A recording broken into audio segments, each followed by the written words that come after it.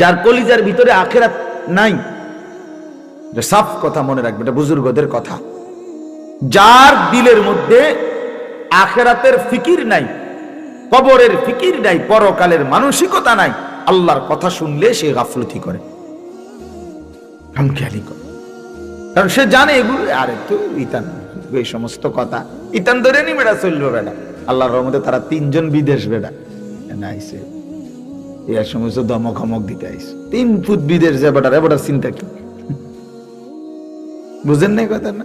তারা 3 জন বিদেশ, আর Gita bike building এর কাম শেষ, 4টা রুম, ভিতরে বাথরুম, টাইলস, বাথরুম উদ্দা টাইলস, টাইলসে মতে আল্লাহু আকবার, কত বড় নেয়ামত, সৌভাগ্য, কপাল কপাল। আর কি চা খায় যে, বন খায় যে, মানে সাধুয়ানে গপ মারে যে, মনে যেন নবাব সিরাজউদ্দৌলার বংশধর। হ্যাঁ, বুদ্ধি দেয় এমন ভাবে, কারণ দুনিয়া তো হয়ে গেছে, দুনিয়া হয়ে গেছে, আখিরাত আর লাগবে না। হায় হায় মুসলমান, ইয়ালামুনা যাহিরাম মিনাল হায়াতিদ দুনিয়া ওয়া হুম আনিল আখিরাতি হুম গাফিলুন। আল্লাহ বলে, বান্দা দুনিয়ার বাহ্যিক দিকটা তো খুব বুঝলা, আমার বান্দা আখিরাতের ব্যাপারে তো একদম গাফিল হয়ে রইলা। 90 বছরের বুড়া মানুষটাও দলিলের প্রতি শব্দ কইতে পারে, কার নামে দলিল, কার নামে খতিয়ান, বিএস কার নামে, সিএস কার নামে, আরএস কার নামে, 14 গোষ্ঠীর নাম সব জানে।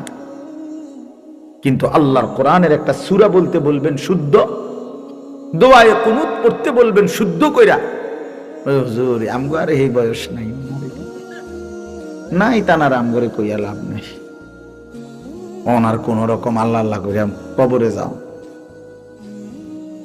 এখানে আসলে খামখেয়ালি, আখিরাতের বেলায় খামখেয়ালি, আখিরাতের বেলায় খামখেয়ালি, দুনিয়ার বেলায় শতভাগ।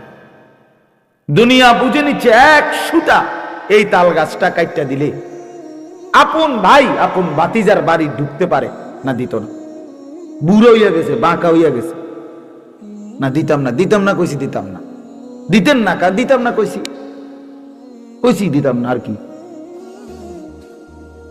দিত না। এখান দিয়ে একটু জায়গা দিলে 1 বিঘত হয়তো বেচারা রাস্তা হয়ে যায়, বাড়িটা সুন্দর হয়ে যায়, না দিত না।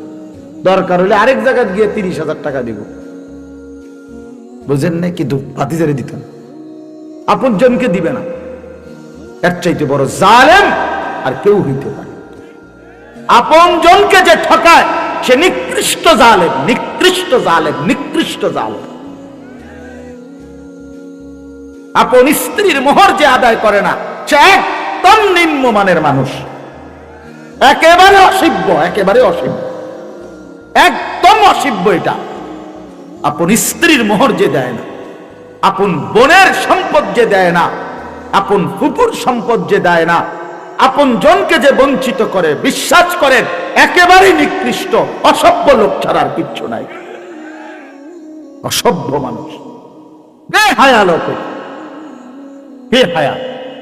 কত বড় বেহায়া জানেন? আপন বোন রে বলে নিবাগা, নিবেগা, তাইলে আর ভাই বোনের সম্পর্ক রাখতে না?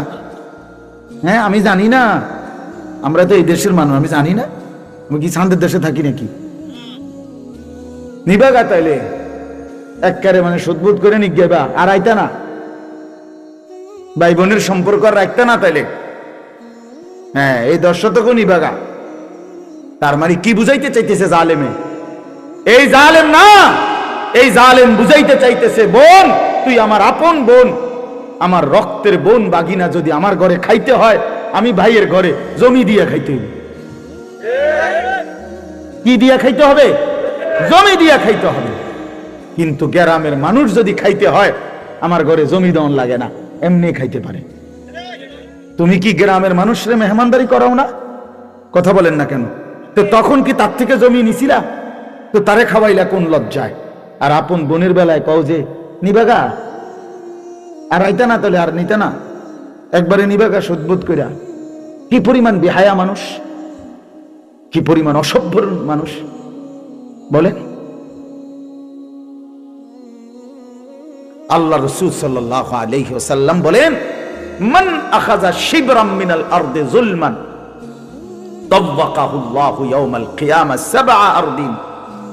নবীজি সাল্লাল্লাহু আলাইহি সাল্লাম বলেন, যে তার অন্যায়ভাবে কারো এক বিঘতের দূর না, এই এক বিঘত, শিবরান মানে এক বিঘত, মেহেরবানি করে বাপ কারো উপরে জুলুম না করে, জুলুম না করে, স্ত্রীর মোহর দিয়ে দিবেন, ভাই বোনের সম্পত্তি আপনজনের সম্পদ দিয়ে। আল্লাহ তাআলা কোরআনুল কারীমের মধ্যে বলছেন, আপনারা সবাই জানেন, মা বাবার খেদমতের কথা কোরআন শরীফে খুব গুরুত্বের সাথে আছে কিনা বলেন, সবাই বলেন।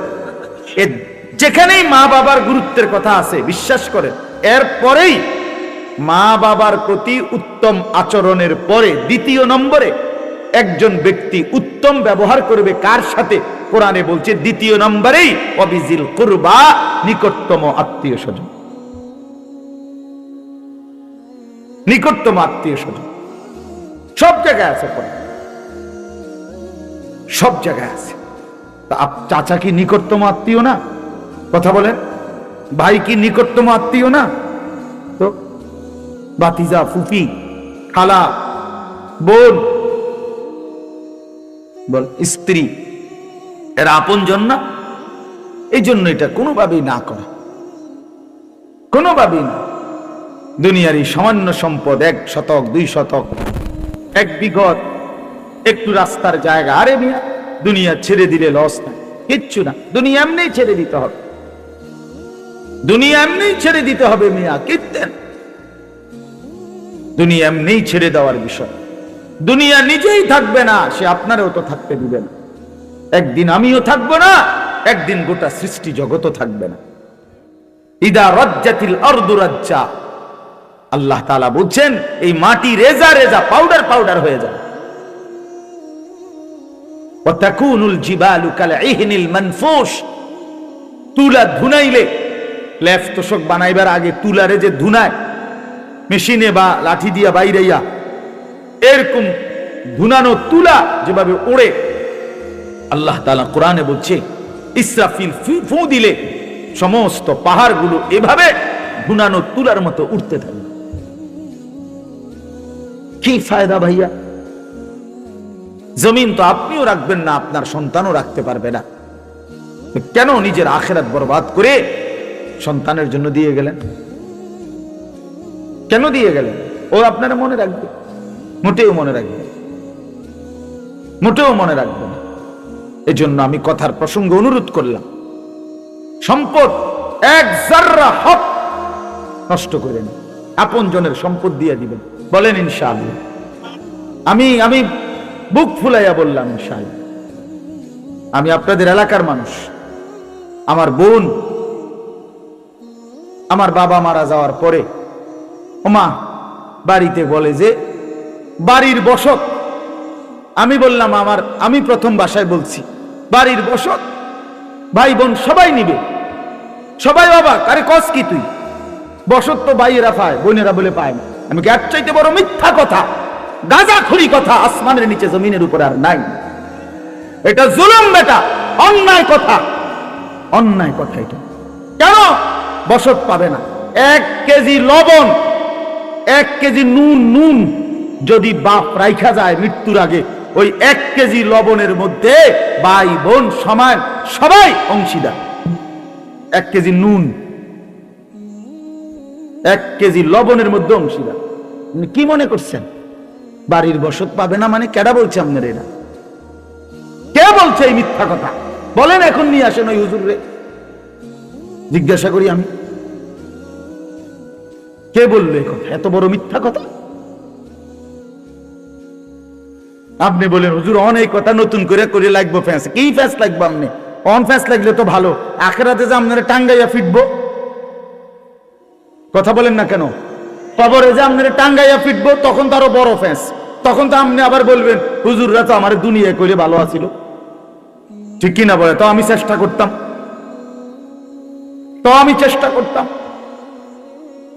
একবার আমি এক বিয়ে পড়াইতে আমার এক ছাত্র নিছে, তার বোনের বিয়া। আমি বললাম সুন্নাত মোতাবেক এভাবে বিয়ে হবে।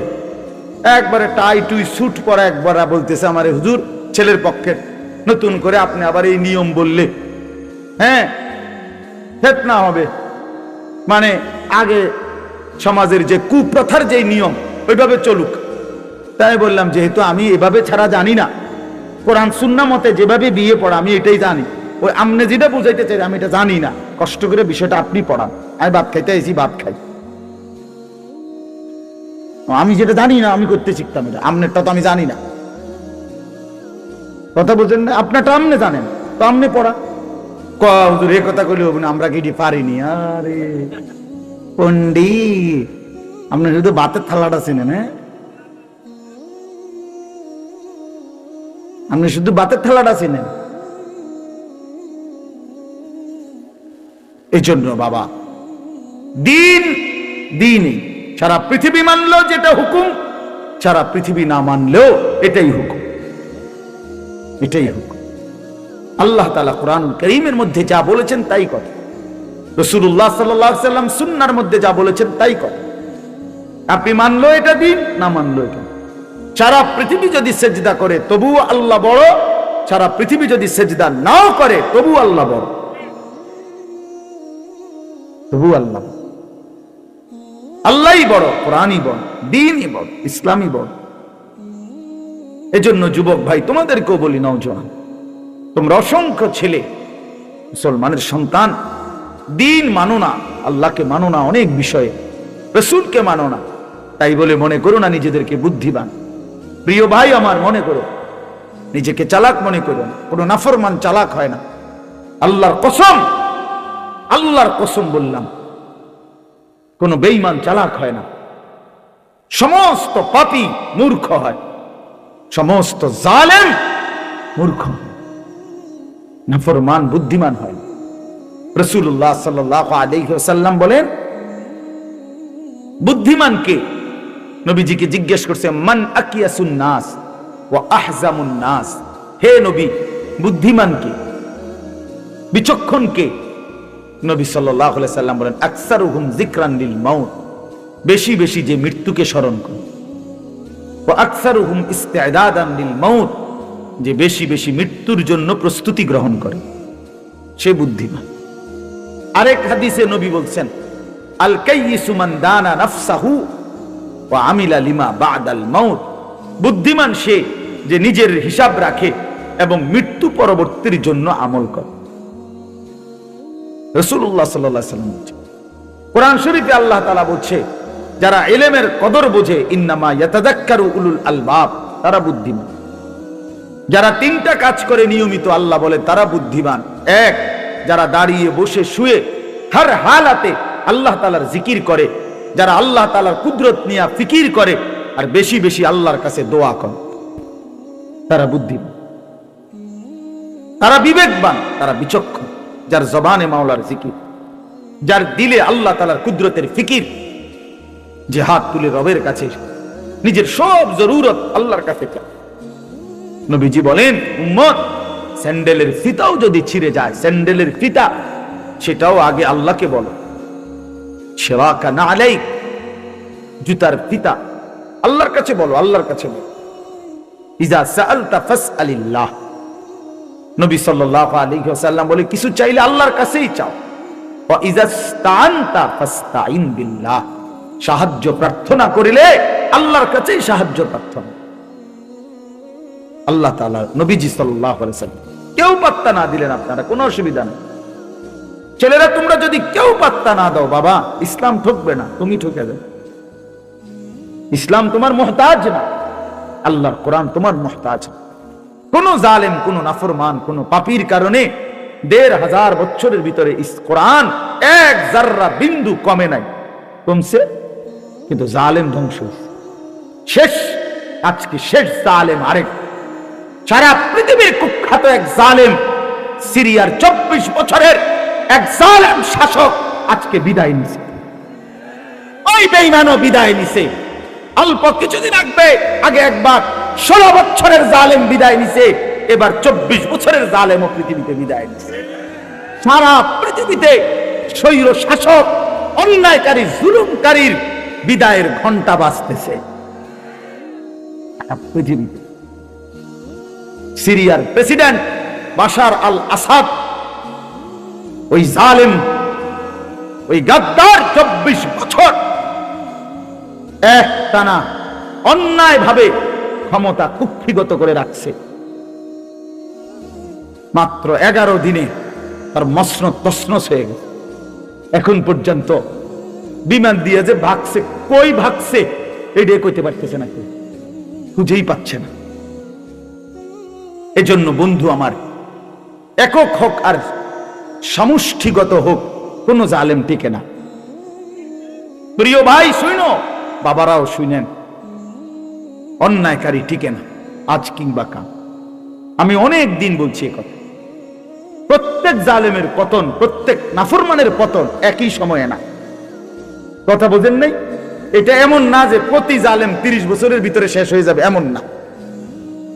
কারো পতন 950 বছর পরে হইতে পারে, কারো পতন 300 বছর পরেও হইতে পারে, কারো পতন 100 বছর পরেও হইতে পারে, কারো পতন 24 বছর পরেও হইতে পারে, কারো পতন 190 বছর পরে। ব্রিটিশ এই ভারতীয় উপমহাদেশে 190 বছর অন্যায়ভাবে শাসন করছে। 190 বছর পরে এই ব্রিটিশের লাল বাহিনী, ওরা সব এই উপমহাদেশ ছেড়ে 1947 সালে আমাদের উপমহাদেশ আমাদেরকে দিয়ে ভাগছে। কাজেই প্রত্যেক জালেমের পতন নিশ্চিত, প্রতি হারামখোরের পতন নিশ্চিত। আমি নিজে কিতাবে পড়ছি বাবা, কোন সুদখোর পৃথিবীতে দীর্ঘ সময়ের জন্য টিকে থাকে না। আমি নিজে দেখছি, আমার একজনে দেখাইছে কুমিল্লা জেলার এক জায়গায়, আমি নাম বলবো না ইচ্ছা করে, বলছে হুজুর এরা ছিল এই উপজেলার সবচেয়ে বড় সুদখোর, তাদের বাড়ির ভিটাটাও আজকে নাই, ওইখানে কুকুর ঘুমায়। আল্লাহর কসম এই 2 চোখে দেখছি আমি, কুকুর ঘুমায়, কুত্তা ঘুমায়। কতগুলো মেহগনি গাছ পড়ে আছে আর একটা বসত ভিটার চিহ্ন নেই। ছেলেরা নিজের না খুব চালাক মনে করো না বাবা, একখান মোবাইল চালাও আর নারী দেখো, নাচ দেখো, ছবি দেখো, বন্ধুদের আড্ডায় মনে করতেছ খুব একটা ফুট। না ভাইয়া, এটা শেষ কথা না। আমি অনুরোধ করলাম, আমার কথা হাসি দিয়া উড়াই দিও না। আমি এক ব্যথার ফেরিওয়ালা, যে শুধু ওয়াজের জন্য নামি নাই, কলিজা ভরা এক বেদনা নিয়ে নামছি। বলি যে আমাদের এই ছেলেগুলো বদলাবে। আমাদের কি পরিমাণ ছেলে নামাজ পড়ে না বলেন, কি পরিমাণ ছেলে।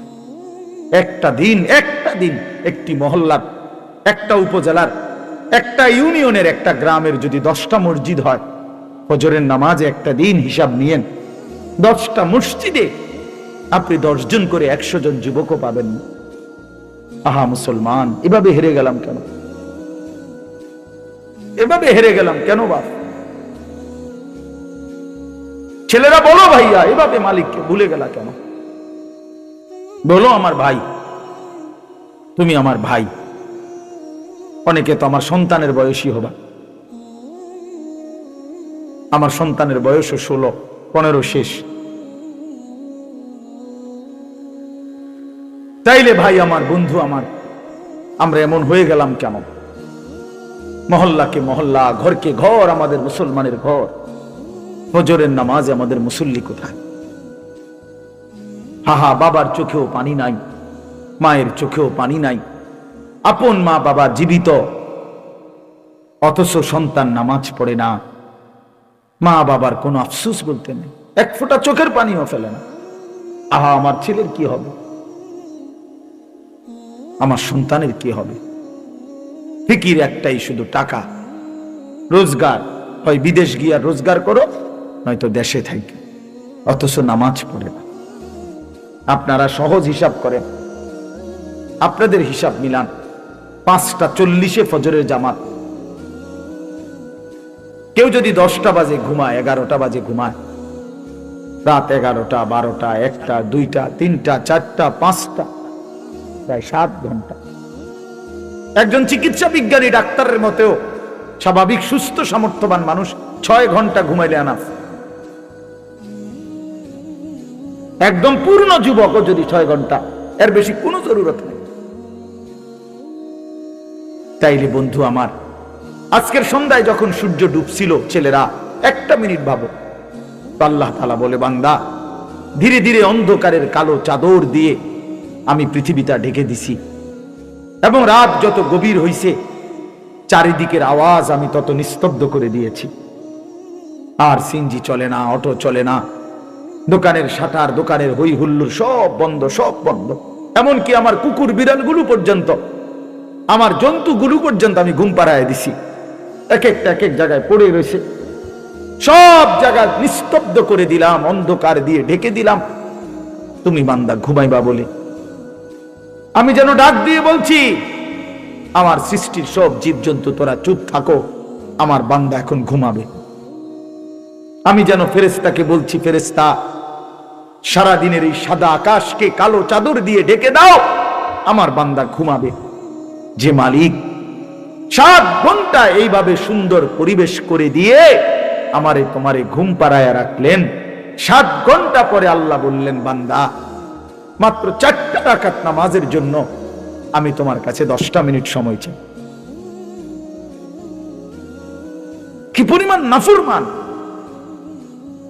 কি পরিমাণ অসভ্য, কি পরিমাণ নিকৃষ্ট জানোয়ার, কি পরিমাণ নিকৃষ্ট জানোয়ার, হাইওয়ান, কত বড় চতুষ্পদ জন্তু এটা,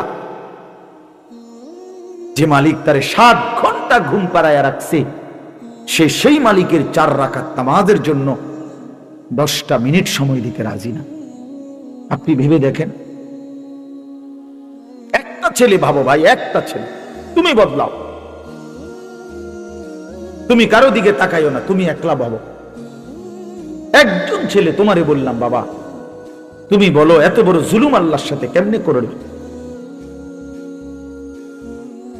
আমার সেদিন, গত সপ্তাহ, আগের সপ্তাহ, আমার এই কোমরের এই পাশের যে হাড্ডিটা, এইটা খুব ব্যথা করছে 2 দিন।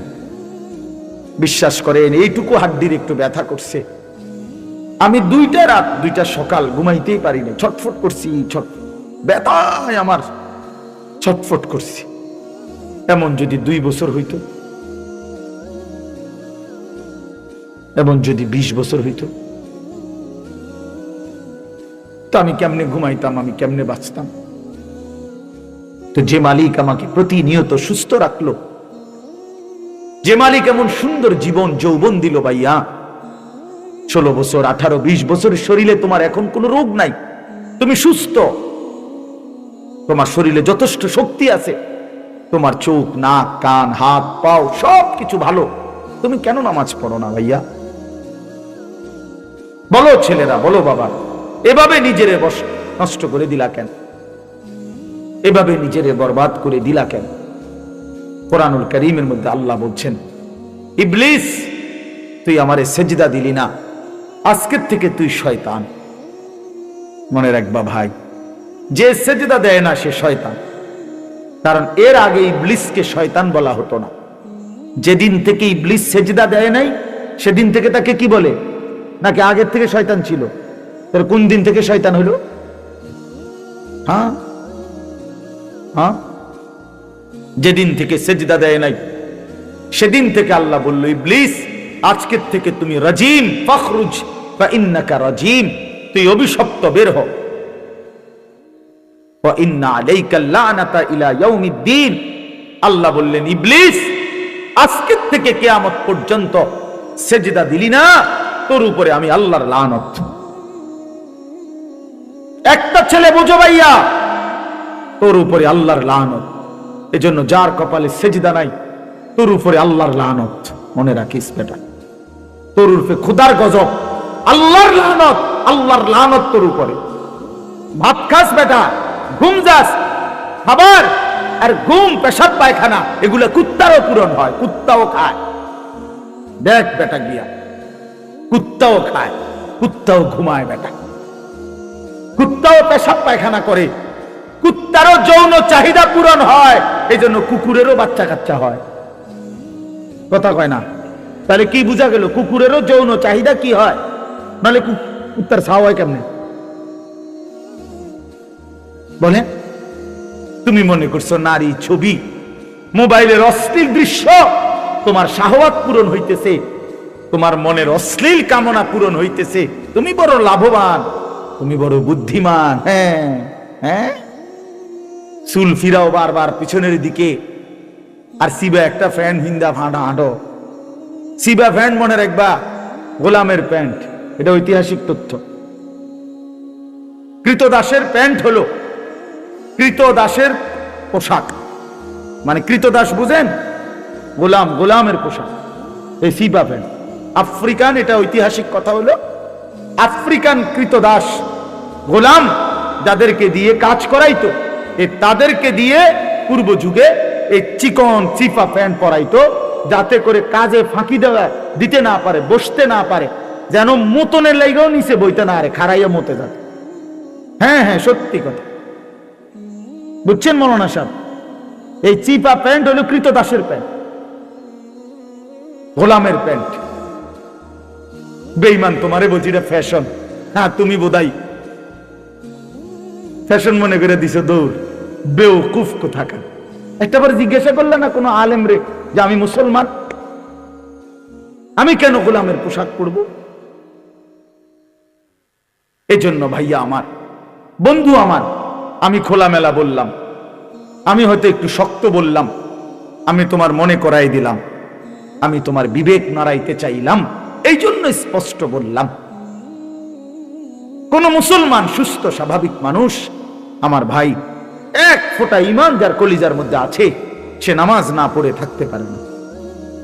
আমার শায়েখ আল্লামা মুফতি মুশতাকুর নবী সাহেব বলে, মুমিন ফজরের নামাজ ছাড়তেই পারে না, মুনাফিক ফজরের নামাজ পড়তেই পারে না।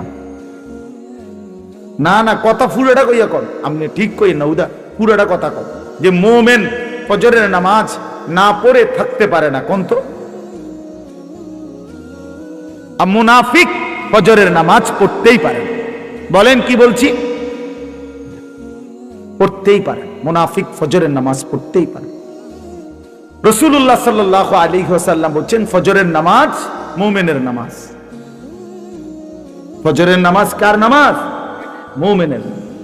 নবীজি সাল্লাল্লাহু আলাইহি ওয়াসাল্লাম বলেন, এশার নামাজ এবং ফজরের নামাজ, এই দুই নামাজ যারা মুনাফিক তাদের জন্য পড়া খুবই কঠিন। সরাসরি হাদিস, আসকাল, আসকাল, সবচেয়ে ভারী, সবচেয়ে ভারী। ভাই আমার বন্ধু, একটাবার ভাইব, শুধু সারাদিনের নিয়ামত বাদ দিলাম, 7 ঘন্টার ঘুমের নিয়ামতের কোনো শুকর নাই, কোনো শুকর নাই। আল্লাহ কোরআনে বলছে, বান্দা আমি তোমাকে চোখ, নাক, কান, সারা দেহ দিয়ে দিলাম, এবং তোমাকে বুঝাইয়া বলার জন্য নবী রাসূল দিলাম, বুঝবার জন্য কিতাব দিলাম। এবার আমি শুধু দেখলাম, ইম্মা শাকিরান ওয়া ইম্মা কাফুরা। আল্লাহ কোরআনে বলছে, বান্দা ইন্নাল মুজরিমিনা ফি আযাবি জাহান্নামা খালিদুন। রব্বুল আলামিন বলেন, নাফরমান পাপী জাহান্নামের আযাবেই থাকবে চিরস্থায়ী। লা ইউফাত্তারু আনহুম ওয়া হুম ফীহি মুবলিসুন। 1 সেকেন্ডের জন্য জাহান্নামের আযাব বিরতি দেয়া হবে না। আল্লাহ বলেন, ওয়া হুম ফীহি মুবলিসুন, জাহান্নামী অনন্তকাল বিষণ্ণ মলিন চেহারা নিয়েই পড়ে থাকবে, কোনদিন হাসি ফুটবে না, কোনদিন না। ওয়ামা যালামনাহুম ওয়ালাকিন কানু হুমুজ যালিমিন। আল্লাহ বলবে, বান্দা চিল্লাও কেন? হে জাহান্নামী বান্দা, আমি তোমার উপরে কোনো জুলুম করি নাই বান্দা, তুমি নিজেই নিজের উপরে জুলুম করেছো। মনে করে দেখো, আমি সময় দিয়েছি, যেটুকু বিধান দিয়েছি তার চাইতে কম। 1টা বাজে জোহরের আজান হয়েছে, 3:45 বাজে আসরের নামাজের আজান হইছে, মাঝখানে 3.5 ঘন্টা, 12 রাকাত নামাজ পড়তে 3.5 ঘন্টা লাগে না? লাগেনি? তাইলে ফজরের নামাজের সময় যদি হয় 1 ঘন্টা, 4 রাকাত নামাজ পড়তে তো 1 ঘন্টা লাগে না, লাগেনি। তাহলে আল্লাহ বলেন সময় দিয়েছি যে দূর, বিধান দিয়েছি তার চাইতে কম, হুকুম দিয়েছি সামান্য সামান্য। তোমারে রাখতে বলেছি 39 টাকা, আমি আল্লাহর জন্য যাকাত দিতে বলেছি 1 টাকা।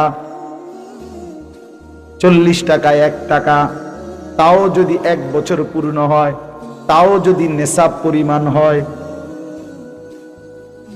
বুঝেন না? তাহলে আল্লাহ বলেন সারা জিন্দেগি দিয়েছি কোটি কোটি টাকা, হজ করতে ফরজ করেছি মাত্র 1 বার। কষ্ট দিলাম কই? চাপ দিলাম কই? বোঝা দিলাম কই বান্দা? ওমা জাআলা আলাইকুম ফিদ্দীন মিন হারাজ, আল্লাহ বলেন তোমাদের উপরে দ্বীনের নামে কোনো কষ্ট আমি আল্লাহ চাপিয়ে দেই নাই। তুমি জানো না বান্দা, আমার চাইতে মেহেরবান মাওলা আর তো কোথাও মিলবে না। আমি তো আমার বান্দার প্রতি খুব বেশি দয়াবান। কেন চাপ দেব, কঠিন বানাবো কেন? কোরআনুল কারীমে আল্লাহ বলেন ইউরিদুল্লাহু বিকুমুল ইউসরা ওয়ালা ইউরিদু বিকুমুল উসরা। আল্লাহ বলেন আমি আল্লাহ চাই বান্দা প্রতিটি হুকুম তোমার কাছে সহজ করতে, আমি মোটেও কঠিন করতে চাই না। কঠিন করলো কই? বোঝা দিল কই? এজন্য ভাই আল্লাহ ডাক দিয়ে বলবে ওমা যালামনাহুম ওয়ালাকিন কানু হুমুজ যালিমিন। আল্লাহ বলবে বান্দা আমি জুলুম করি নাই, তুমি করেছো, তুমি নিজের উপরে জুলুম করেছো। জাহান্নামী জাহান্নামের আগুনে পুড়তে পুড়তে চিৎকার করতে করতে লক্ষ কোটি বার আল্লাহর কাছে একটু বিশ্রাম চাইবে, মিলবে না। তখন জাহান্নামী, কোরআনে আছে, জাহান্নামের ফেরেশতাকে ডাক দিয়ে বলবে ওয়ানাদাউ ইয়া মালিকু লিয়াকদি আলাইনা রাব্বুক। জাহান্নামের ফেরেশতাকে ডাক দিয়ে বলবে ফেরেশতা আমি তো বহুবার আমার আল্লাহকে বলে পারলাম না, এবার তুমি একটু তোমার আল্লাহকে বলো না আমারে জীবনের তরে মৃত্যু দিয়ে দিতে। আমি যে আর পারছি না ভাই, আমারে মউত দিয়ে দিতে বলো। ক্বালা ইন্নাকুম মাকিসুন। ফেরেশতা তখন ডাক দিয়ে বলবে না বন্ধু, এভাবেই তোমাকে পড়ে থাকতে হবে। এই জন্য দয়া করে চলেন ভাবতে শিখেন। আমরা কিন্তু আসলে আপনাদের কাছে সর্বোচ্চ মহব্বত দিয়ে বুঝাইতে চেষ্টা করি, আখেরাত মনে করাই। আখেরাত আমরা হুজুররা আখেরাতের ফেরিওয়ালা, কবরের ফেরিওয়ালা। আমাগো জিম্মাদারি এটা। যে কত মানুষ বিদ্রুপ করে হুজুররা কেবল আসমানের উপরের কথা কয়, মাটির তলের কথা কয়। আসলে আমাদেরকে বলাই হয়েছে এটা, ওয়ালিয়ুনজিরু কওমাহুম ইযা রাজাউ ইলাইহিম লাআল্লাহুম ইয়াহজারুন। আমাদেরকে বলাই হয়েছে যে তোমরা ইলম অর্জন করে নিজ কওমকে আল্লাহর ভয়, আখিরাতের ভয় দেখাইবা, জাহান্নামের ভয় দেখাইবা, কবরের ভয় দেখাইবা, জান্নাতের আশা জাগাইবা, পরকালের সামান আখিরাতের প্রস্তুতি নেওয়ার কথা বলবা। এটাই আমাদের জিম্মাদারি, এটাই আমাদের ইলমের মাকসাদ, আমাদের দায়িত্ব। যেটা আমারে কোনো বলে নাই যে আমি মাহফিলে বসে এখন আপনাদেরকে বলি যে শুনেন, আসেন সবাই মিলে শুনি একটি অটো কিভাবে চালাইতে হয়। এখন এটা বলতাম নাকি? কথা বলেন না কেন? আপনি হাসবেন না? কথা বলে, এটা বললে হাসবেন কি না বলেন? যে আপনি অটো চালানি বলতেছেন। হ্যাঁ, তাইলে এই জন্য আল্লাহ তাআলা আমাদেরকে জিম্মাদারি দিয়েছেন আখিরাত বুঝুন। আমি যেই ছোট্ট সূরাটা পড়ছি এবার তরজমা শুনেন, তাইলে আমার কথা শেষ। আল্লাহ তাআলা বলতেছেন কোরআনুল কারীমের 99 নম্বর সূরা, 30 নম্বর পারা, সূরা জিলজাল। আল্লাহ তাআলা বলতেছেন বান্দা এই যে চারদিকের যা পৃথিবী তুমি দেখছো, এটা যেমন চমৎকার সুন্দর, কিন্তু এটাও সত্য মনে রেখো একদিন আমি এই গোটা কায়নাত রাখবো না, একদিন আমি রাখবো না। অচিরেই অল্প সময়ের ব্যবধানে একদিন ইসরাফিল ফু দিবে, জমিনের মধ্যে ভূমিকম্প শুরু হবে, আর গোটা সৃষ্টি একসাথে ভাঙতে শুরু করবে। সারা পৃথিবী নিয়ে ভাঙচুর শুরু হবে। কি ভাঙবে? ইজা সামাউন ফাতারাত, সাত আসমান ভেঙে ভেঙে পড়বে। ওয়া ইদাল কাওয়াকিবুন তাসারাত, কোটি কোটি কোটি কোটি তারকারাজি খসে খসে পড়বে। ওয়া ইদাল বিহারু ফুজ্জিরাত, সাগর নদী খাল পুকুরের পানিগুলো উতরাইতে থাকবে, টকবক করে উতরাইতে উতরাইতে বাষ্পের মতো উড়ে যাবে। ইয়াউমা তাকুনুস সামাউ ইয়াউমা ইয়াকুনুন নাসু কাল ফারাশিল মাবসুস, মানুষগুলো ওই উলু পোকা আগুনের মধ্যে বাতির সামনে যেভাবে চারদিক থেকে উইরা উইরা আইসা পড়ে, মানুষগুলো এরকম বিক্ষিপ্ত পতঙ্গের মতো উলু পোকার মতো ছুটতে ছুটতে যে যেখানে যে কোনো জায়গায় ছুটে ছুটে গিয়ে পড়ে মরে যাবে। ওয়াতাকুনুল জিবালু কাল ইহনিল মানফুশ, ধুনাই করা তুলা, ধুনানো মানে ওই লেফ তোষক বানাইবার আগে যে ধুনায়, এইরকম ধুনিত তুলার মতো পাহাড়গুলো তুলার মতো উঠতে থাকবে। কোরআন শরীফ আল্লাহ বলছেন, ইয়াউমা তারাউনাহা তাযহালু কুল্লু মুরদিআতিন আম্মা আরদাআত, মা তার কোলের বাচ্চাকে দুধ খাওয়াইতেছিল, আর ইসরাফিল ফু দিবে। আল্লাহ তাআলা বলে মা তার দুধের বাচ্চা ছুঁড়ে ফেলে ছুটতে থাকবে পাগলের মতো। ওয়াতাদাউ কুল্লু যাতি হামলিন হামলাহা, গর্ভবতী নারী এমন জোরে ছুটবে পেটের বাচ্চা নিজে নিজেই পড়ে যাবে। ওয়াতারান নাসা সুকারা, মানুষগুলো সব মাতাল হয়ে যাবে। ওয়াজুমিআ আশ-শামসু ওয়াল কামার, সূর্য চন্দ্র এক হয়ে যাবে। ইয়াকুলুল ইনসানু ইয়াওমাইদিন আইনাল মাফার, লোকেরা একে অপরকে জিজ্ঞেস করবে, ভাই পালাবো কোথায়, আশ্রয় নেব কোথায়? আল্লাহ নিজেই বলেন, কাল্লা লা ওয়াজার, না বান্দা, আজ আর জমিনের কোথাও ঠাঁই নাই। ইলা রাব্বিকা ইয়াওমাইদিনিল মুস্তাকার, শুধুই আল্লাহর কাছে আজ তোমাদের ঠিক। এইভাবে একদিন এই পৃথিবী নিশ্চিত কিয়ামত হবে, গোটা সৃষ্টি জগৎ ধ্বংস হবে। তো আল্লাহ তাআলা বলতেছেন এই সব মাটির নিচে চলে যাবে, শুধু উপরে থাকবে এক মহান আল্লাহ। তো এই সব মাটির নিচে চলে যাওয়ার পরে একটা নির্দিষ্ট সময় পরে, হতে পারে সেটা 40,000 বছর পর, এই সময় পরে আবার আল্লাহ তাআলা ইসরাফিল আলাইহিস সালামকে বলবেন, ইসরাফিল আবার আরেকবার ফু দাও। এবার যখন দ্বিতীয়বার ফু দিবে, আবারও ভূমিকম্প শুরু হবে। জমিনের তলদেশ থেকে, এই আদম আলাইহিস সালাম থেকে নিয়ে ইসরাফিলের ফু পর্যন্ত যত সৃষ্টি, যত মাখলুকাত, সবকিছু জমিনের তলদেশ থেকে উপরে উঠে আসবে, আর সেটাই হাসরের ময়দান কায়েম। আল্লাহ বলেন, ইদা জুলজিলাতিল আরদু জিলজালাহা, এই দ্বিতীয়বারের ভূমিকম্প জমিনে যখন শুরু হবে, ওয়া আখরাজাতিল আরদু আসকালাহা, জমিন তার তলদেশ থেকে সমস্ত বোঝা উপরে তুলে দিবে।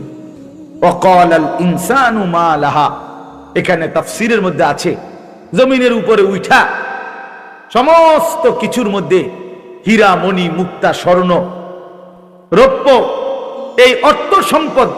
আমার এই কথাটা শেষ, মনোযোগ দিয়ে শুনেন। একেবারে আমি নিজে হাদিসে পড়ছি বাবা, হাসরের মাঠ কায়েম হবে, মানুষ সব দাঁড়াবে। আল্লাহর নবী বলেন, হীরামণি মুক্তা স্বর্ণ রৌপ্য অর্থ সম্পদ, এগুলো মানুষ আল্লাহর কুদরতে এগুলোর জবান খুলে যাবে, এগুলো কথা বলবে, কথা আর ডাক দিবে দুনিয়ার নাফরমান পাপীকে, হে চোর এদিকে আসো, এই সম্পত্তির জন্য চুরি করেছ, আজ যা দরকার নেও। হে ডাকাত এদিকে আসো, যা দরকার নেও। হে আত্মীয়তার সম্পর্ক ছিন্নকারী, এই সম্পত্তির জন্য, এই সম্পদের জন্য আপনজনের সাথে সম্পর্ক বিচ্ছিন্ন করেছ, আজ যা দরকার নাও। এভাবে সম্পদ ডাকবে নাফরমান পাপীদেরকে। তো আল্লাহর কোরআনে আল্লাহ বলে, ওয়াকালাল ইনসানু মা লাহা, লোকেরা বলতে থাকবে, হায় হায় এটা কি হচ্ছে, এগুলো কথা বলতেছে কেন, এগুলো কথা বলছে কেন? তো আল্লাহ তাআলা বলেন, ইয়াউমা ইদিন তুহাদ্দিসু আখবারাহা, বান্দা শোনো, এখন তো দেখলা অর্থ সম্পদ স্বর্ণ রৌপ্য এগুলো কথা বলতেছে, এইবার শোনো আল্লাহ বলে এইবার শোনো, এই তোমার জমিন পায়ের নিচে, এই জমিন এবার তোমার পুরা জিন্দেগির খবর আমি আল্লাহর কাছে শোনান। তোমার রাত, তোমার দিন, তোমার একাকী, তোমার প্রকাশ্য, তোমার ঘর, তোমার বাহির, তোমার পুরা জিন্দেগি শুনো। আয়া একাকী কি করেছিল, রাত গভীরে মদের আড্ডা, নেশার আড্ডা, এটাও বলবে। রাত গভীরে তাহাজ্জুদের সেজদা, এটাও বলবে। এটাও যে যা করছিলা আজকে শোনাবে। কেন বলবে? বিআন্না রাব্বাকা আওহা লাহা, কারণ আল্লাহ তাআলা জমিনকে আদেশ করবে, জমিন তোমার ভেতরের সব খবর সংবাদ আজ বল। আল্লাহ তাআলা বলেন ইয়াউমা ইদিন ইয়াসদুরুন নাসু আশতাতাল লিউরাউ আমালাহুম। এইবার আল্লাহর ফেরেশতারা মানুষদেরকে দলে দলে, গ্রুপে গ্রুপে ভাগ করবে, আর ভাগ করে বলবে আগে বাড়ো, সামনে তোমাদের আমলনামা দেয়া হবে, প্রত্যেকেই নিজ নিজ আমলনামা হাতে নাও এবং নিজ চোখে দেখো।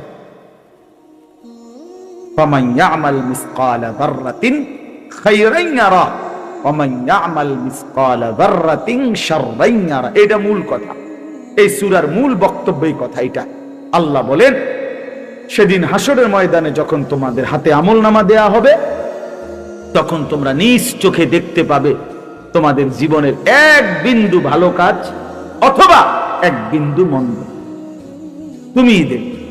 আর দেখে তুমি হিসাব মিলাইতে পারবা আজ তোমার গন্তব্য কোথায়। আজ গন্তব্য কোথায়? মানুষ তো যারা আপনার পড়ালেখা জানে, তো সে তো লেখা দেখেই বুঝতে পারে এটা টয়লেট, এটা কিচেন, লেখা আছে এটা ওয়াশরুম, এটা কিচেন রুম। তার মানে তুমি বুঝবা ইসকা তোমার গন্তব্য কি জান্নাত নাকি জাহান্নাম। এই জন্য বাপ আমার, এই রাত গভীরে এটাই আমার মূল কথা।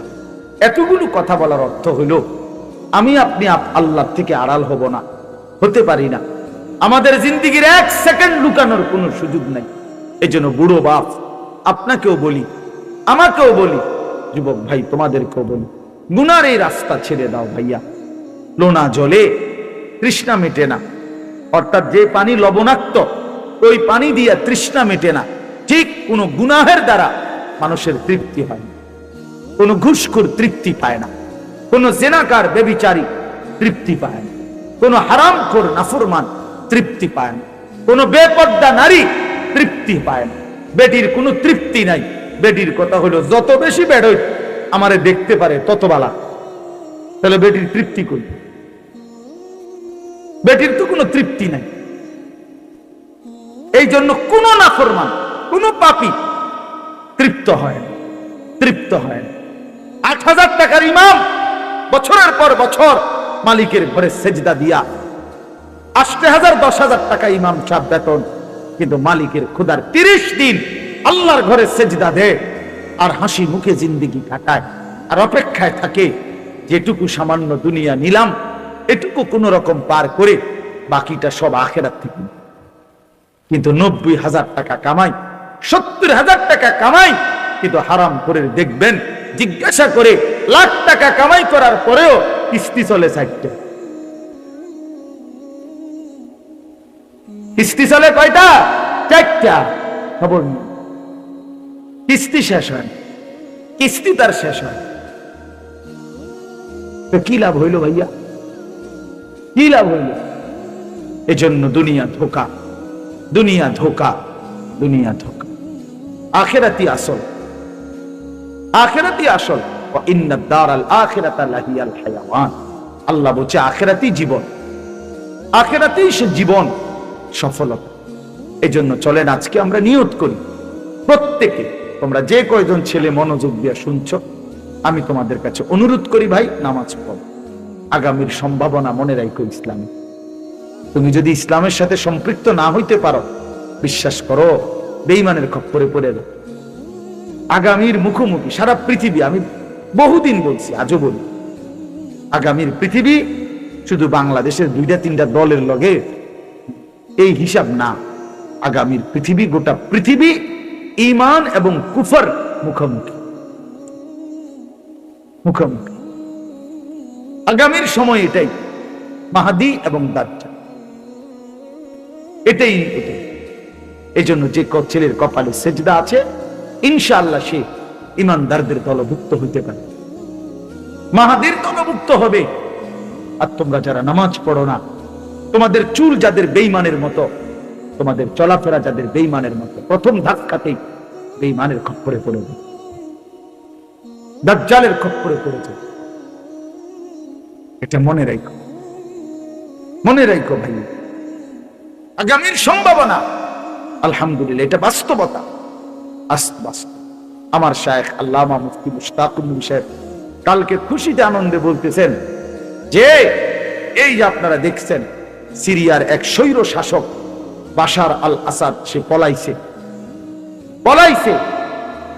এই বাংলাদেশের স্বৈর শাসক যেভাবে হেলিকপ্টারে পলাইছে, ওইটাও বিমানে পলাইছে। এভাবে দিকে দিকে এই আগামীর কোন একদিন দেখবেন ইনশাআল্লাহ ইসরায়েলের ওই নেতানিয়াহু নামের ওই জানোয়ারও কিছুদিনের মধ্যে পলায় যাবে। ফিলিস্তিন বিজয় হবে, এই পতাকার বিজয় হবেই ইনশাআল্লাহ, ইনশাআল্লাহ, ইনশাআল্লাহ। যারা না ছেলেরা, তোমরা গুনার মধ্যে মজা পাইছ, তোমরা উলঙ্গ নারীর মধ্যে জীবনের সুখ খুঁজতেছ না দোস্ত। উলঙ্গ নারী, বেপর্দা নারী, জিনা ব্যভিচারের ছবি তোমারে সুখ দেবে না। সেজদায় সুখ, সেজদায়। আমরা দুঃখে নাই, আমরা 5 ওয়াক্ত নামাজ পড়ে অসুখী না। আমাদেরও বিবি আছে, আমাদের সন্তান আছে, আমাদের ঘর আছে। আমরা মালিককে সেজদা দিয়া 24 ঘন্টা আনন্দের মধ্যেই আছি। তুমি সুখে নাই, তুমি সুখে নাই।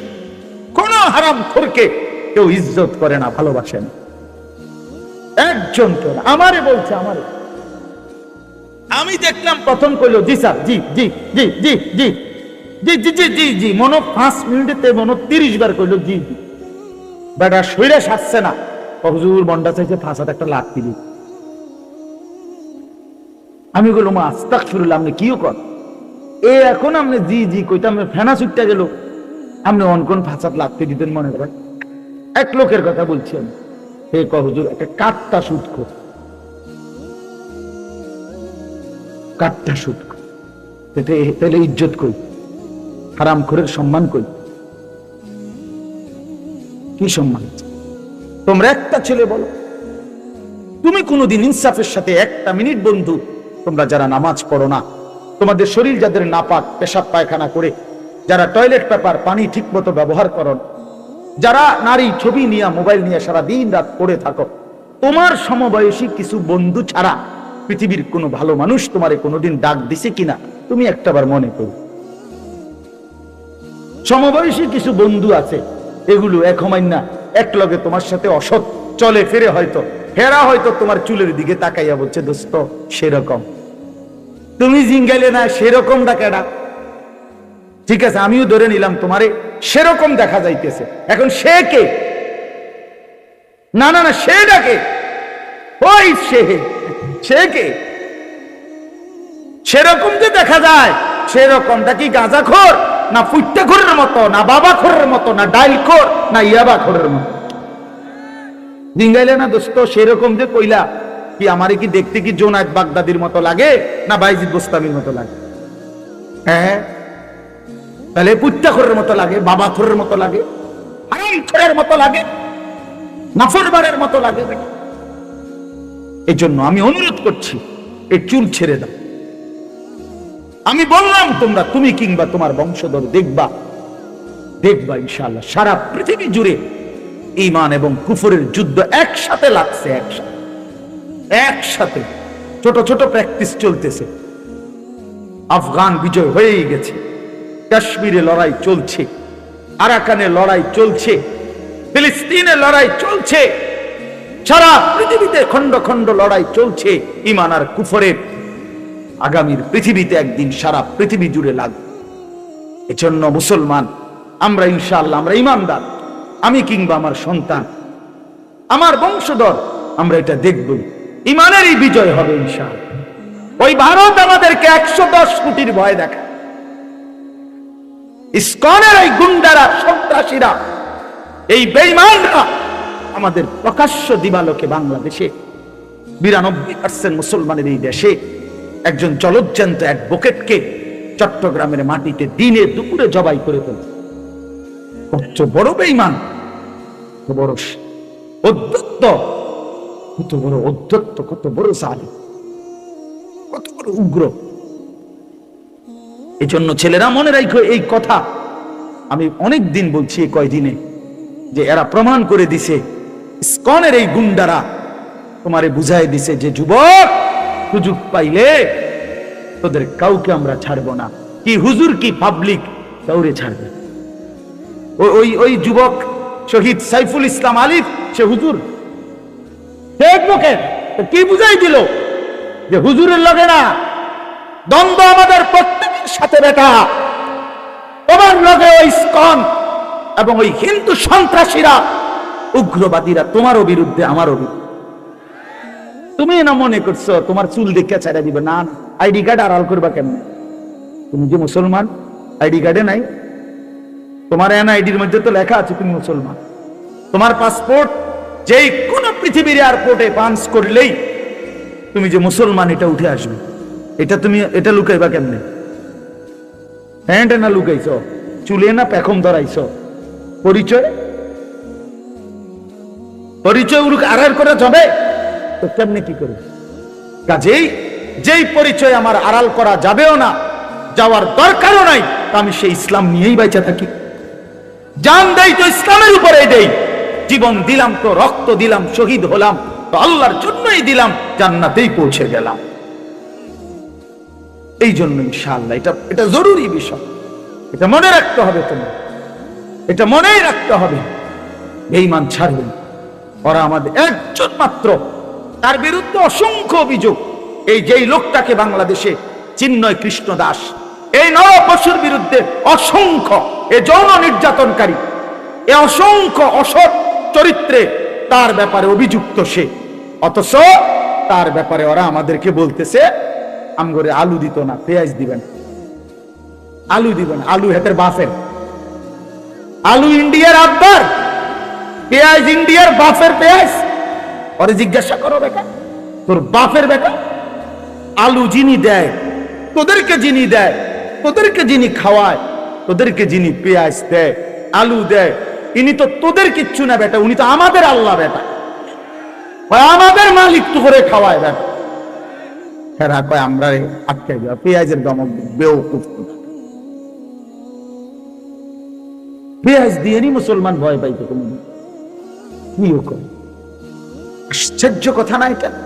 হসপিটালের চিকিৎসা বন্ধ করে দিছে, এখন কলকাতায় লাল বাতি জ্বলতে আছে, টিম টিম টিম টিম করে, team team team team team, বাতি জ্বলের বাতি।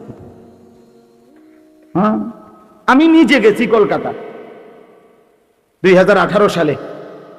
আমি যে হসপিটালে গলার চিকিৎসার জন্য গেছিলাম, তখন আমিও দেখি শত শত রোগী, সব বাংলাদেশি, শত শত রোগী সিরিয়াল ধরে রাখছে বাংলাদেশি রোগী।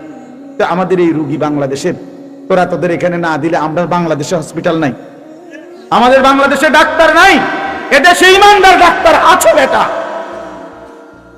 এদেশে যোগ্য, সারা পৃথিবী বিখ্যাত উপযুক্ত ডাক্তার বাংলাদেশে অবশ্যই আছে, অবশ্যই আছে।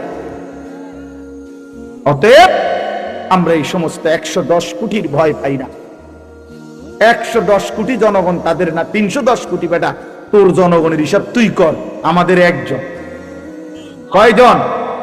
আগেও ছিল আমাদের একজন, এখনো একজন, আগামী দিনও একজন, তিনি আল্লাহ। একজনই সারবে। হাসবুনাল্লাহু ওয়া নি'মাল ওয়াকিল। হাসবুনাল্লাহ, একজনই যথেষ্ট। তিনি কে? ইনশাআল্লাহ।